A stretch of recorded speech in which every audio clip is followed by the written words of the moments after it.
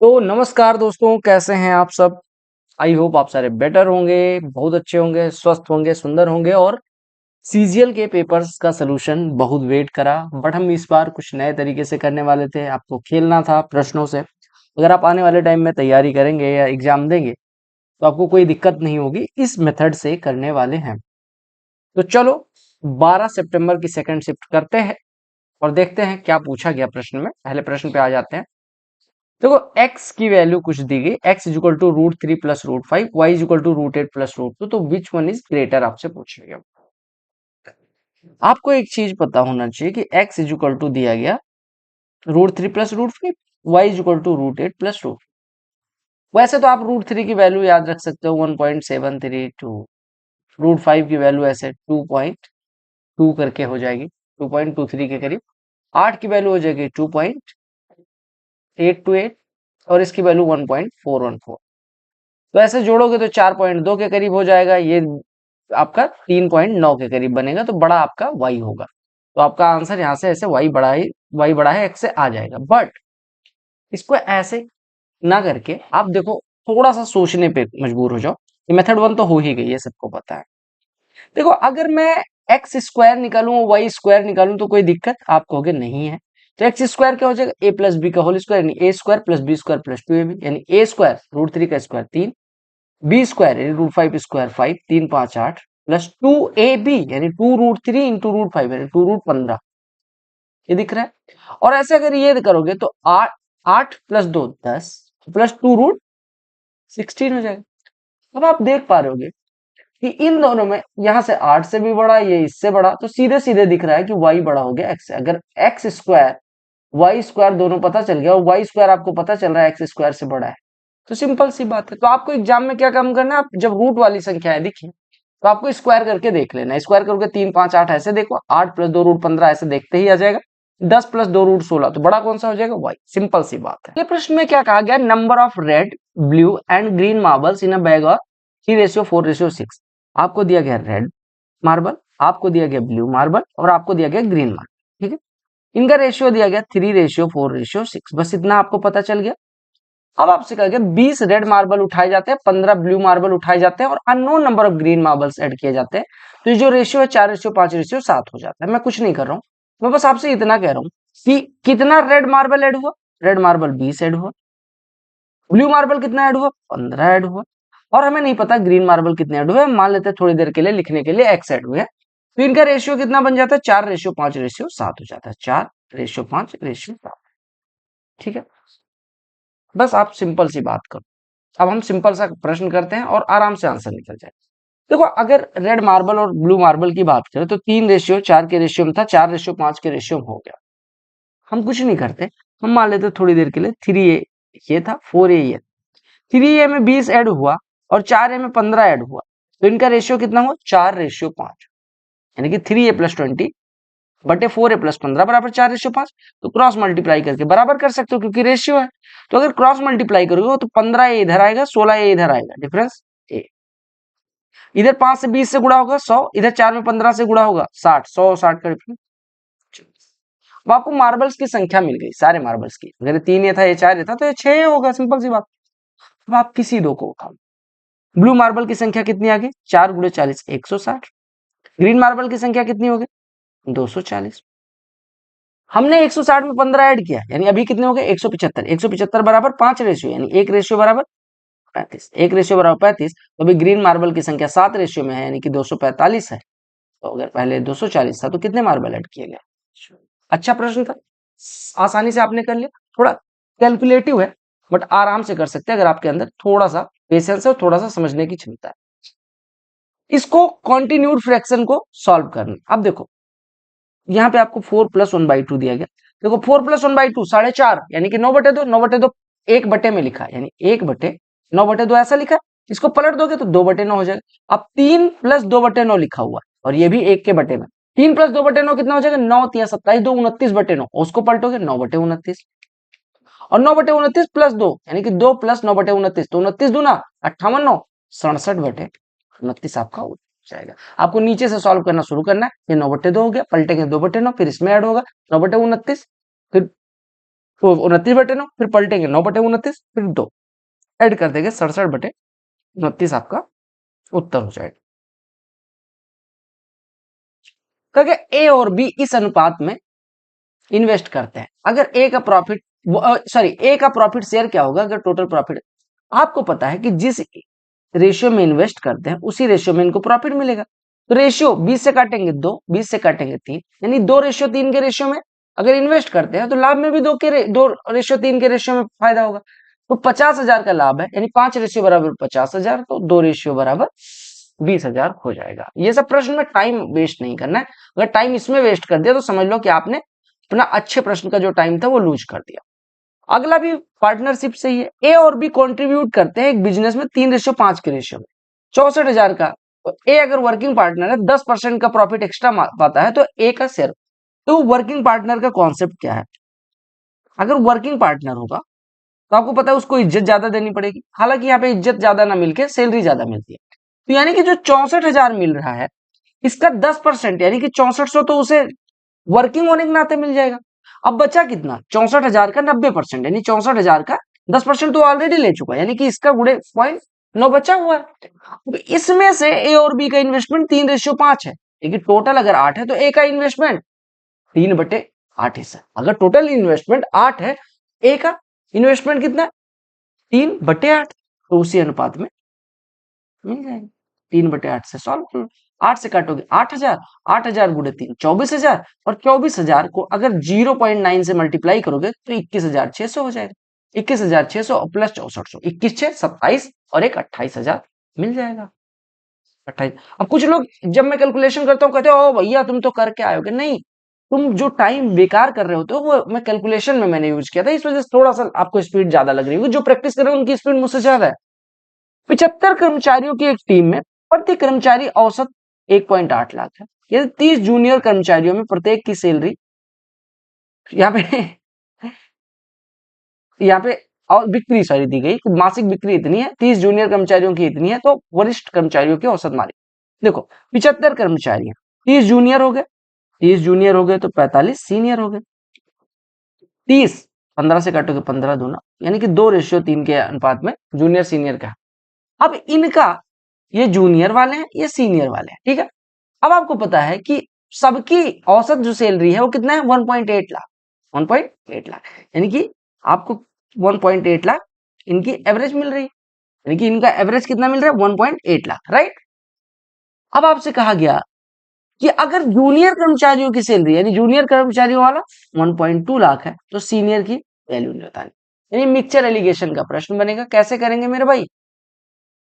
करने के लिए बस आपको एक दिमाग लगाना है कि 1.2 x का रिजल्टेंट 1.8 है, रेशियो 2:3। अब देखो 1.2 को 1.8 से घटाओगे तो कितना आएगा? 0.6। 0.6 बराबर 3 रेशियो, यानी कि 0.6 बराबर 3 रेशियो अगर है तो एक रेशियो बराबर 0.2, एक रेशियो 0.2 तो 2 रेशियो बराबर 0.4। देखो पीछे हमने 1.8 में से 1.2 घटाया, अभी x में से घटाओ, अभी उल्टा करना है। अभी तक क्या कर रहे थे? रिजल्टेंट में से इसको घटा रहे थे, अब इसमें से रिजल्टेंट, यानी x माइनस 1.8 बराबर 0.4, तो x बराबर 2.4। कहा गया पेट्रोल की जो प्राइस है वो 5% से बढ़ जाती है। हाइक से पहले 82 लीटर था। एक आदमी 3045 किलोमीटर प्रति मंथ ट्रेवल करता है और उसकी कार 15 का माइलेज देती है, तो उसका मंथली एक्सपेंडिचर में कितने की बढ़ोतरी है? देखो 15 रुपए प्रति किलोमीटर, 15 किलोमीटर प्रति लीटर उसकी चलती है, तो 3045 चलने के लिए आपको तेल की कीमत में वृद्धि हुई, यानी तेल कितने लीटर ये पता चल जाए तो आपका काम आसान हो जाए। आपको पता है कि 15 किलोमीटर अगर एवरेज देगी तो 3045, 15 दूना 30, 15 तिया 45, यानी 203 लीटर पेट्रोल वो हर महीने खा जाता है। अब 82 रुपए प्रति लीटर पेट्रोल की कीमत थी और कितना परसेंट बढ़ा है? 0.5%, सॉरी 5%। 5% कितना होता है? 1/20 हिस्सा, 1/20। इसका 10% कितना हो जाएगा? 8.2। तो 5% कितना हो जाएगा? 4.1, यानी 1 लीटर पे 4.1 रुपए, 4 रुपए 10 पैसे बढ़े हैं तो 203 लीटर, 203 गुणे 4 812, और 0.1 यानी कि 20.3 और जोड़ दोगे तो कितना हो जाएगा? 832.3 रुपए वृद्धि हो जाएगी। एक कंपनी ने 20 हाई एंड लैपटॉप की, कंपनी क्या काम करती है? 20 हाई एंड लैपटॉप मंगाने की बात करती है। और कुछ स्टैंडर्ड डेस्कटॉप मंगाने की बात करती है। हाई एंड लैपटॉप का जो प्राइस था वो 5 गुना था स्टैंडर्ड डेस्कटॉप से, लेकिन मिस्टेक हो जाती है, तो जो हमें हाई एंड मंगाने थे उतने हमारे लो स्टैंडर्ड आ जाते हैं, और जो लो स्टैंडर्ड मंगाने थे उतने हाई स्टैंडर्ड आ जाते हैं। तो इससे जो बिल है वो 80% बढ़ जाता है। तो आपको रेशियो बताना है कि ओरिजिनल ऑर्डर में कितना था। ठीक है, देखो हाई एंड हम यहाँ पे लिखते हैं और हम यहाँ पे लिखते हैं स्टैंडर्ड। हाई एंड 20 लैपटॉप मंगाने थे उनको, और स्टैंडर्ड कुछ एक्स मान लेते हैं मंगाने थे। अब हाई एंड की प्राइस 5 रुपए थी और इसकी प्राइस 1 रुपए थी। अगर हम इस हिसाब से जाते तो 20 मंगाते तो 5 ये 5 रुपए के हिसाब से 100 रुपए इसके हो जाते, और एक्स 1 रुपए के हिसाब से एक्स रुपए हो जाते, यानी कि टोटल प्राइस कितना हो जाता, 100 प्लस एक। अब ये क्या हुआ, 5:1 में ना आने के बजाय, सॉरी 20:x के रेशियो में ना आने के बजाय x:20 के रेशियो में आ गए, यानी अभी प्राइस कितनी हो जाएगी 5x प्लस 20। 5x प्लस 20 कितना हो गया 5x प्लस 20। और कीमत में वृद्धि कितना दिखा रहा है 80%। 80% वृद्धि का मतलब 80% वृद्धि का मतलब ये कितना 5 से 9 हो गया, 5 से 9 हो गया, 5 से 9 हो गया, 5 से 9, यानी कि अगर ये 5 था तो ये 9 हो गया। तो आपको क्या काम करना है, उल्ट मल्टीप्लाई कर दो। अरे यानी कि ये बटे ये बराबर, देखो ये 5 पहले कितनी कीमत आ रही थी, पहली कीमत कितनी थी 100 प्लस एक्स, अभी कितनी है 5x प्लस 20। आपको पता है कि ये जो था इन दोनों का रेशियो कौन सा कम है 100 प्लस एक्स। पहले पहले कितना था 5, अभी कितना हो गया, यानी कि 100 plus x ratio 5, x plus 20 बराबर 5 रेशियो 9। मल्टीप्लाई करोगे तो इधर 9x आएगा, इधर 25x, डिफरेंस 16x। 900 और इधर 100, यानी कि 800 लिखिए, एक्स बराबर 50। तो ये 20 मंगाना था तो ये 50 मंगाना था, यानी रेशियो कितना था 2:5। कंपाउंड इंटरेस्ट निकालना है 3 साल 4 महीने का। 3 साल 4 महीने क्या होता है 3 सही 1/3 साल, राइट। आपको क्या निकालना है चक्रवृद्धि ब्याज।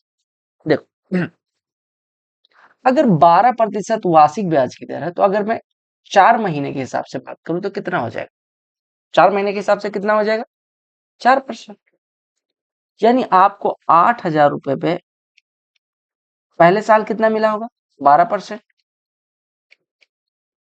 ठीक है, अगले साल कितना मिला होगा इस पे 12%, फिर अगले साल कितना मिला होगा इस पे 12%, और फिर अगले साल कितना मिला होगा 4%। तो ये तो बेसिक तरीका है कि इससे अमाउंट निकल आएगा, उसमें से आपको निकाल लेना है।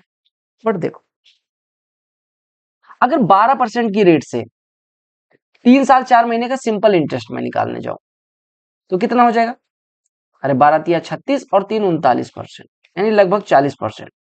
40% इसका लगभग आपको पता है 3200 हो जाएगा। तो सिंपल इंटरेस्ट अगर 3200 है तो ये तो नहीं हो सकता, सिंपल सी बात।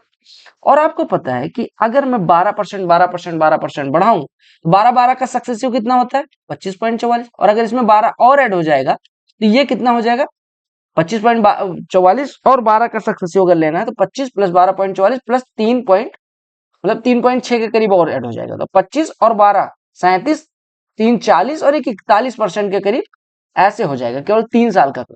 और इस पे 3% और मिलेगा, यानी कि इस पे 3% मिलने का मतलब कि धन ऑलरेडी 141% हो चुका था, उस सॉरी 4% इस पे और मिलेगा, तो 141 का 4% कितना हो जाएगा 5.6।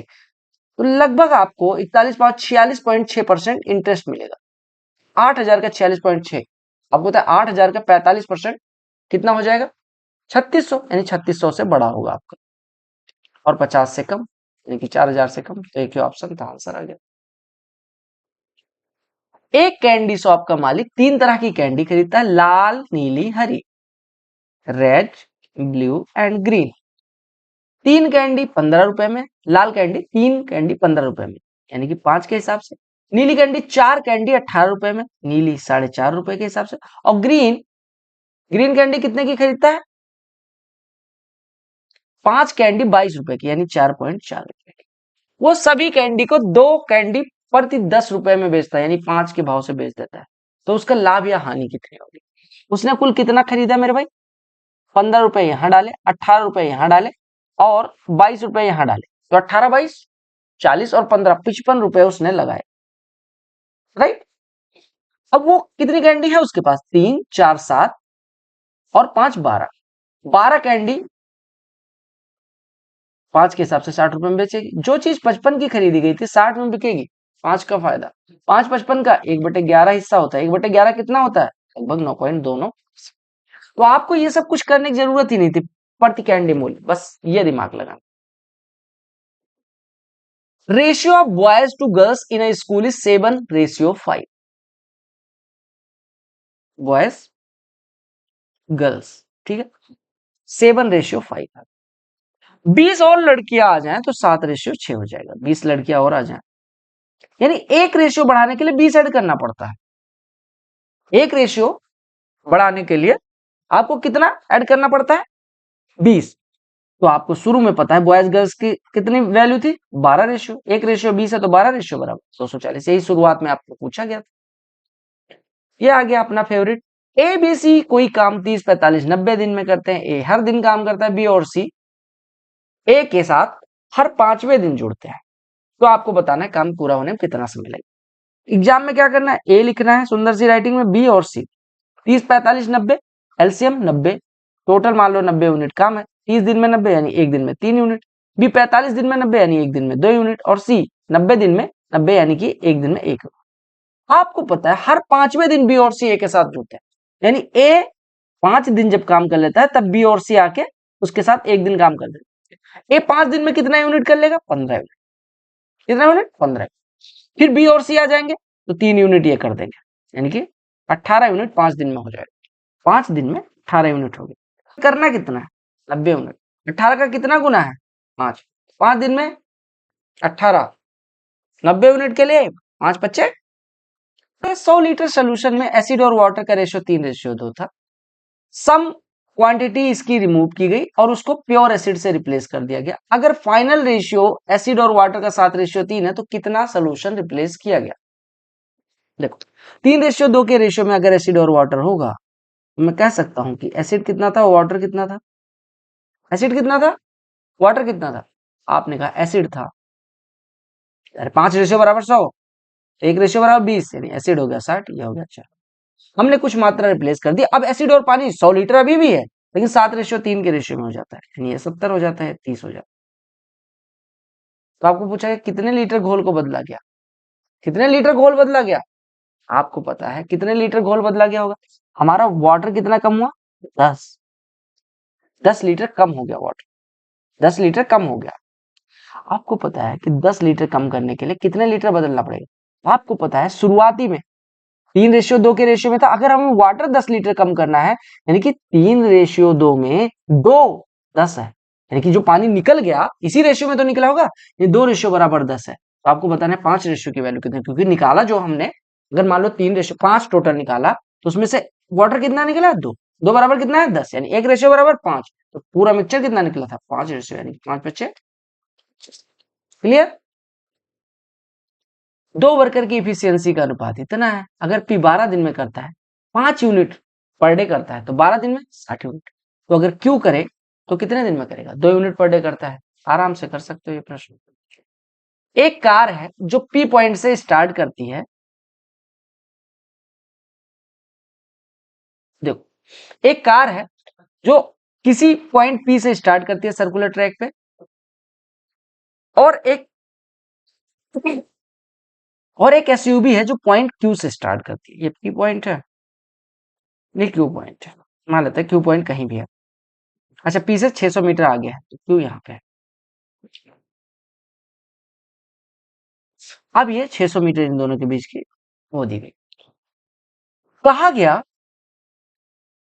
कहा क्या गया कि कार की स्पीड 15 मीटर पर सेकंड है, एसयूवी की स्पीड 10 मीटर पर सेकंड है, सरकमफ्रेंस 1.5 किलोमीटर है। तो कितना दूरी कार ट्रेवल करेगी जब ये एसयूवी को क्रॉस करती है। यहाँ पे एसयूवी खड़ी है और यहाँ पे कार है, कार की स्पीड कितनी दी गई 15 मीटर पर सेकंड, ये कितने 10 मीटर पर सेकंड, यानी 1 सेकंड अगर ये मूव करेगी तो इनके बीच की दूरी 5 मीटर, रिलेटिव स्पीड एक ही डायरेक्शन में मूव कर रही है। ठीक है, समझ लो।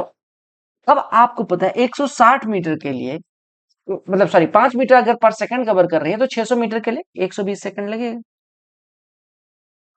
और 120 सेकंड में कितना राउंड मार देगा 15 के स्पीड से, मतलब सॉरी कितना दूरी तय तय कर जाएगी 15 के स्पीड से 120 सेकंड में।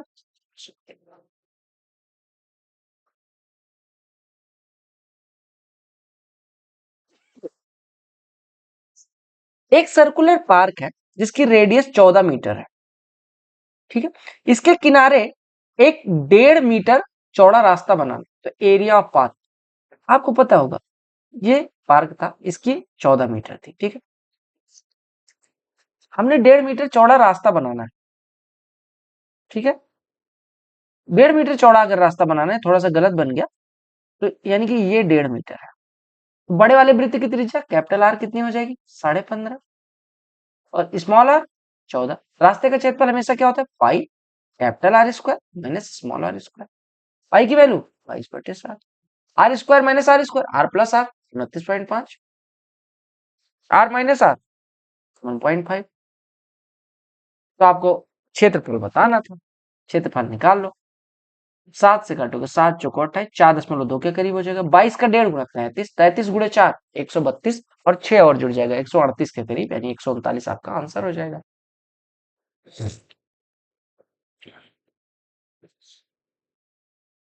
ऐसे तो प्रश्न आते हैं 5 पाई/4 की रेडियन में वैल्यू बताओ। आपको पता है कि पाई रेडियन को 180 डिग्री कहते हैं, है ना। तो 5 पाई/4 है, यानी कि 5 गुणे पाई/4 45 डिग्री, कितना हो जाएगा।